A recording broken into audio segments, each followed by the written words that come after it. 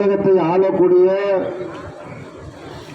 இன்றைய திமுக அரசு என்ன வேணாலும் சொல்லலாம். நீங்கள்லாம் இந்துக்கள் இல்லைன்னு சொல்லலாம், இந்து முன்னணியோட சேர வேண்டாம்னு சொல்லலாம், இந்து சாமியார்கள் பேசுறத நீங்க கேட்க வேண்டாம்னு சொல்லலாம். ஆனா சர்டிபிகேட்ல என்ன வரும்னா, ஒவ்வொரு சாதிக்கு முன்னாடி சரியாம இருக்கிறதுக்கு மேல மட்டுமே போட்டிருக்கக்கூடிய கட்டு